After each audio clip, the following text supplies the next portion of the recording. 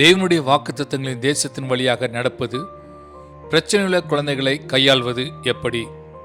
பல வருட தனிப்பட்ட அனுபவத்தில் கிறிஸ்தவ ஊழியத்தின் மூலம் தேவன் என் கையில் வைத்துள்ள வெற்றிகரமான வாழ்க்கைக்கான சில திறவுகோள்களை உங்களுடன் பகிர்ந்து கொள்வதில் மீண்டும் உங்களுடன் இருப்பது நல்லது.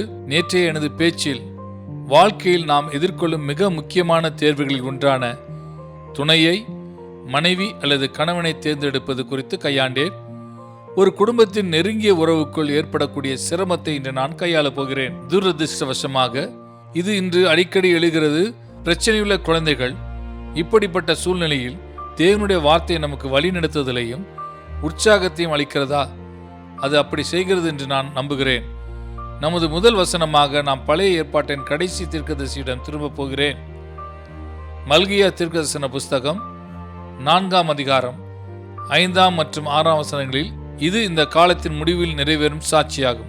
இது நாம் வாழ்கின்ற கடைசி காலம் என்று நான் நம்புகிற இன்றைய காலத்திற்கு குறிப்பாக பொருந்தும். கர்த்தர் சொல்கிறார், 5ஆம் வசனம், இதோ கர்த்தருடைய பெரிதும் பயங்கரமுள்ள நாள் வருகிறதுக்கு முன்னே நான் உங்களிடத்துக்கு எலியா தீர்க்கதரிசியை அனுப்புகிறேன். தற்போதைய யுகத்தின் பிரம்மாண்டமான உச்சக்கட்டத்திற்கு சற்று முன்பு. 6ஆம் வசனம், நான் வந்து பூமியை சங்காரத்தால் அடிக்காதபடிக்கு அவன் பிதாக்களுடைய இருதயத்தை பிள்ளைகளிடத்திற்கும் பிள்ளைகளுடைய இருதயத்தை அவர்கள் பிதாக்களிடத்திற்கும் திருப்புவான். மிக துல்லியமாக தேவனுடைய வார்த்தை அதன் தீர்க்கதரிசன நுண்ணறிவுடன் நமது காலத்தில் மிகப்பெரிய ஒன்றை சமூக பிரச்சனையாக சுட்டி காட்டுகிறது. சீர்குலைந்த குடும்பங்களின் பிரச்சனை, பெற்றோருக்கும் பிள்ளைகளுக்கும் இடையிலான வேற்றுமை. இந்த தீர்க்கதரிசனம் கவனம் செலுத்தும் விஷயம் இதுதான். குடும்பத்தில் தந்தைக்கும் அவர்கள் பிள்ளைகளுக்கும் இடையிலான தவறான உறவுகள். மேலும் இந்த உறவுகளை சரி செய்யாமல் நிலைமையை மாற்றவில்லை என்றால் முழு தேசமும் சாபத்திற்கு ஆளாக நேரிடும் என்பதே இதன் அறிகுறியாகும். இன்றைய அமெரிக்காவின் நிலைமையை இது விவரிக்கிறது என்று நான் உறுதியாக நம்புகிறேன். இராணுவ பிரச்சனைகள், அரசியல் பிரச்சனைகள், பொருளாதார பிரச்சனைகள் என மற்ற பிரச்சனைகளை விட இதுவே மிகப்பெரிய பிரச்சனையாகும். சமூக பிரச்சனையும் குடும்ப பிரச்சனையுமாகிய சீர்குலைந்த குடும்பங்கள், தந்தை மற்றும் பிள்ளைகள் ஒருவருக்கொருவர் சரியான உறவில் இல்லாதது போன்றதே மிகப்பெரிய பிரச்சனையாகும். நாம் தேவனின் தீர்வை ஏற்றுக்கொண்டு தேவனிடம் திரும்பி அவருடைய நிபந்தனைகளை பூர்த்தி செய்யாவிட்டால் அமெரிக்காவின் அழகான தேசத்தில் ஒரு சாபம் குடியேறும். நான் மேற்கோள் காட்டிய இந்த வேதவசனத்தில் பிதாக்கள் மீது நிலைமையை குணப்படுத்துவதற்கான முதன்மை பொறுப்பை தேவன் வைக்கிறார். அவர் சொல்லுகிறதாவது, பிதாக்களுடைய இருதயத்தை பிள்ளைகளிடத்திற்கும் பிள்ளைகளுடைய இருதயத்தை அவர்கள் பிதாக்களிடத்திற்கும் திருப்புவான். எனவே முதன்மை பொறுப்பு தகப்பன்மார்களிடம் உள்ளது. இது தர்க்க ரீதியானதும் தேவனுடைய வார்த்தையின் கொள்கைகளுக்கு இணங்கும்படியாகவும் இருக்கிறது. ஏனென்றால் தேவனின் வார்த்தைகளால் குடும்பத்தில் சரியான வரிசை முறையின் முதன்மையான பொறுப்பு தந்தைகள் மீதே மிக தெளிவாக வைக்கப்பட்டுள்ளது. அதற்காக தாய்மார்களுக்கு பொறுப்பு இல்லை என்று அர்த்தமில்லை. உண்மையில் அவர்கள் தங்கள் கணவருடன் நிற்பதற்கும் குடும்பத்திற்கு தேவைப்படும் விதத்தில் மனைவிகளாகவும் தாய்மார்களாகவும் இருப்பதற்குமான ஒரு பெரிய பொறுப்பு உள்ளது. ஆனால் வீட்டையும் குடும்பத்தையும் ஒழுங்கமைப்பதற்கான ஆரம்ப முதன்மை பொறுப்பு தேவனால் தந்தைகள் மீது வைக்கப்பட்டுள்ளது. இது எபேசியர் 6ஆம் அதிகாரம் 4ஆம் வசனத்திலே தெளிவாக கூறப்பட்டுள்ளது. 4ஆம் வசனம், பிதாக்களே, நீங்களும் உங்கள் பிள்ளைகளை கோபப்படுத்தாமல் கர்த்தருக்கேற்ற சிச்சையிலும் போதனையிலும் அவர்களை வளர்ப்பீர்களாக. சிச்சை மற்றும் போதனை ஆகியவை ஒரு தந்தையின் 2 முக்கிய பொறுப்புகளாகும். சிச்சையின் மூலம், அதாவது சரியான ஒழுக்கத்தின் மூலம் அவர் வீட்டில் ஒழுங்கை பராமரிக்க வேண்டும். அதே சமயத்தில் அவருடைய பிள்ளைகளுக்கு தேவனின் வழிகளில் போதனையும் வேதாகமத்தின் கொள்கைகளையும் கிறிஸ்தவ நம்பிக்கையில் சரியான வாழ்க்கையும் கற்பிப்பது அவருடைய பொறுப்பாகும். இன்று பெரும்பாலான அமெரிக்க தந்தைகள் இதை செய்ய தவறிவிட்டனர் என்பதை எனது கண்காணிப்பின் அடிப்படையில் இப்போது நான் சொல்ல வேண்டும். அவர்கள் தங்கள் குடும்பத்திற்கு தேவையான ஒழுக்கத்தையும் போதனையையும் வழங்கவில்லை. நான் எண்ணற்ற நிகழ்வுகளை கையாண்டுள்ளேன். அதில் அடிப்படை பிரச்சனை குடும்பத்தில் பெற்றோர்களின் தோல்வியாக இருக்கும். பெரும்பாலான அமெரிக்க தந்தைகள் இன்று தோல்வியடைந்ததற்கும் தோல்வி அடைவதற்கும் காரணம் சரியான முன்னுரிமைகளை வைக்க தவறியதன் மூலமாகத்தான் என்று நான் சொல்வேன். அவர்கள் தங்கள் குடும்பங்களையும் பிள்ளைகளையும் அதிகமாக மதிப்பு கொடுக்கவில்லை. வியாபாரத்தில் வெற்றி, இன்பம், பொழுதுபோக்கு, பணம் சம்பாதிப்பது, மற்றவைகளைப் போல பொருட்கள் வைத்திருக்க நினைப்பது போன்ற மற்ற விஷயங்களுக்கு முதலிடம் கொடுக்கிறார்கள்.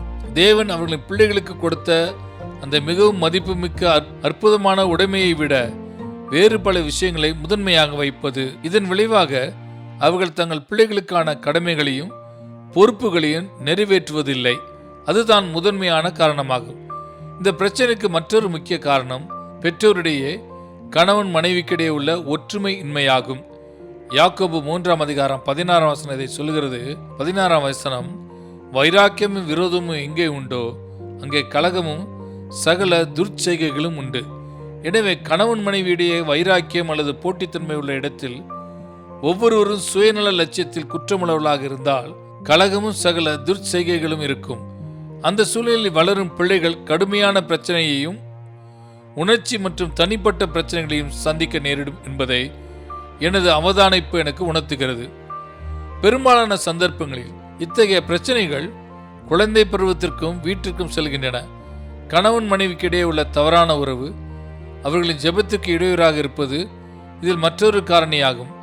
1 பேதுரு 3:7 பேதுரு கூறுகிறார். 7 அந்தப்படி புருஷர்களே, மனைவியானவள் பலவீனமான பாண்டமாய் இருக்கிறபடினால் உங்கள் ஜெபங்களுக்கு தடை வராதபடிக்கு நீங்கள் விவேகத்தோடு அவர்களுடனே வாழ்ந்து உங்களுடனே கூட அவர்களும் நித்திய ஜீவனாகிய கிருபையை சுதந்தித்துக் கொள்வர்களானபடியால் அவர்களுக்கு செய்ய வேண்டிய கனத்தை செய்யுங்கள். கணவன் மனைவிக்கு இடையே உள்ள தவறான உறவு அவர்களின் பிள்ளைகள் சார்பாகும் எல்லா பகுதிகளிலும் ஜெபங்களை தடை செய்கிறது என்பதே இதன் உட்குறிப்பு. மறுபுறம் 2 பேர் ஒருமனப்பட்டு ஒன்றாக இணக்கமாக இருக்க முடிந்தால் அவர்கள் ஜெபிக்கும் எதுவும் கொடுக்கப்படும் என்று இயேசு கிறிஸ்து சொன்னார். கணவன் மனைவியை விட வேறு எந்த 2 நபர்கள் ஒருமனமாகவும் இணக்கமாகவும் இருக்க முடியும்?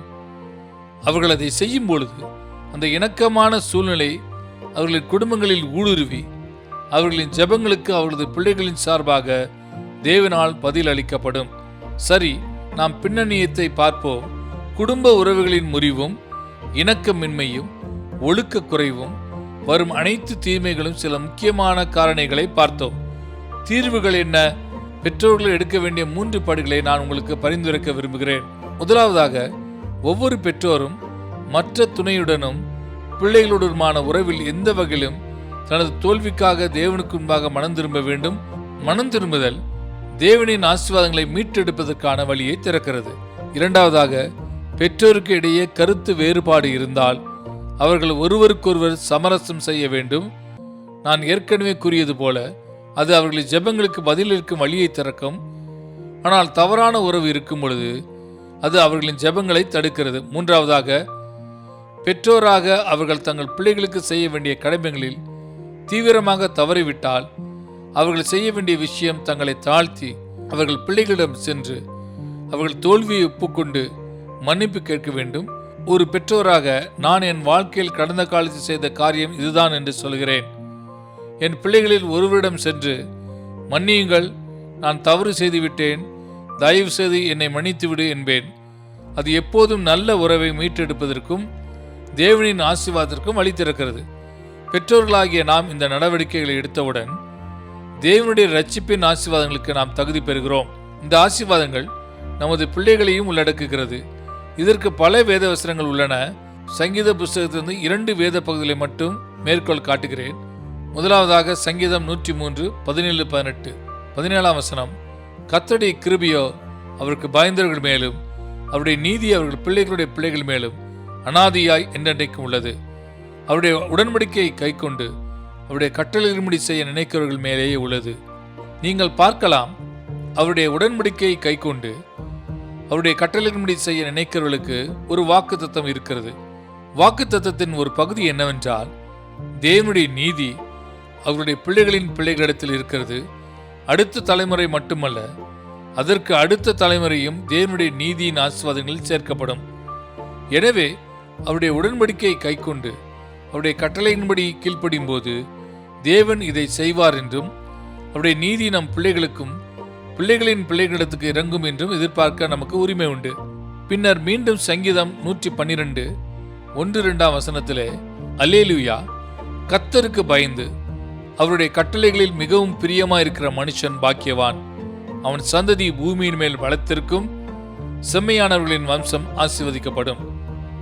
நம் வழிகளில் தேவனை பிரியப்படுத்தினால் நம் சந்ததியினர் ஆசீர்வதிக்கப்படுவார்கள் என்று மற்றொரு தெளிவான வாக்குத்தத்தம் உள்ளது.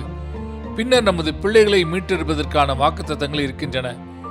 ஏசாயா 49 24 25 வசனத்தில் கூறப்படுகிறது. 24 வசனம், பராக்கிரமன் கையிலிருந்து கொள்ளை பொருளை பறிக்க கூடுமோ, அல்லது நீதியாய் சிறைப்பட்டு போனவர்களை விடுவிக்க கூடுமோ?